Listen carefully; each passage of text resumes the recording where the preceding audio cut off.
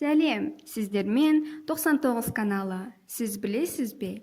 Адам миы дененің барлық өмірлік функцияларын үйлестіретін, реттейтін және мінез-құлықты басқаратын орган.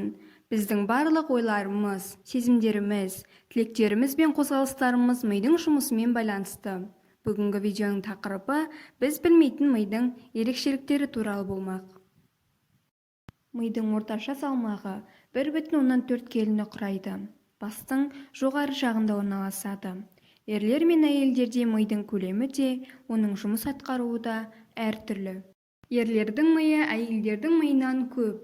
Өмірде әртүрлі ауруларды, ауыртпалықтарды ерлер мен әйелдер әрқилы қабылдайды. Сезінулері де солай.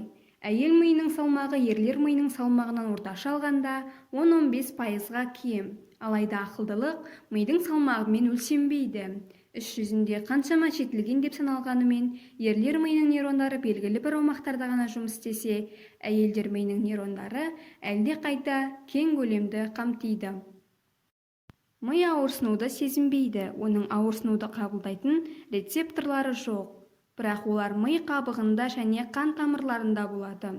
Сондықтан бас ауырған кезде мидың өзі емес, оны қоршаған тіндер ауырады. Ми біз ұйықтаған кезде белсенді жұмыс істейді. Біздің ойымызша ұйқы кезінде ми сөніп қалады. Бірақ іс жүзінде ол күндізгіден гөрі белсенді жұмыс істейді. Ми ең майлы мүше. Ол 60% майдан тұрады. Сондықтан пайдалы майларға бай диета оның денсаулығы үшін өте қажет. Ми жадының көлемі іс жүзінде шектеусіз.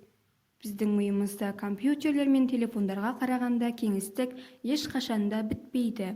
Дегенмен ұйқының дұрыс болмауы сияқты деректер оның жұмысына кері әсерін тигізеді. Ми бұлшық еттер сияқты. Оны қолдан немесе жоғалт ережесіне бағынады. Біз танымдық резервті немесе туа біткен қалпына келу қабілетін оқытудың әртүрлі түрлері мен жаңа тәжірибелер арқылы кеңейте аламыз. Когнитивтік резервтері дамыған адамдар тосын сыймен жақсы жұмыс істейтіндігі көрсетілген.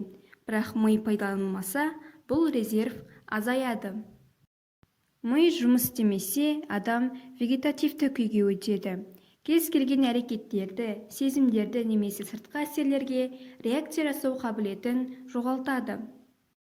Мидың қартаюы ең алдымен нейрондардың өлімі болып табылады. Олар қазірдің өзінде белсенді түрде өліп жатыр. Бұл процесс қартайғанға дейін жалғасады. Егер сіз басыңызбен ойланбасаңыз, 80 жасқа дейін ми 100 граммға, тіпті одан да көп жеңілдейді. Миды мүлдем қолданбайтын адамдарда мұндай әлсіреу тезірек жүреді. Ақылды адамдар ақыл-ой күшін ұзақ сақтайды. Бүгінге осы. Егер видео ұнаған болса лайк басып, каналымызға жазылуды ұмытпаңыздар. 99 бен бірге дамы!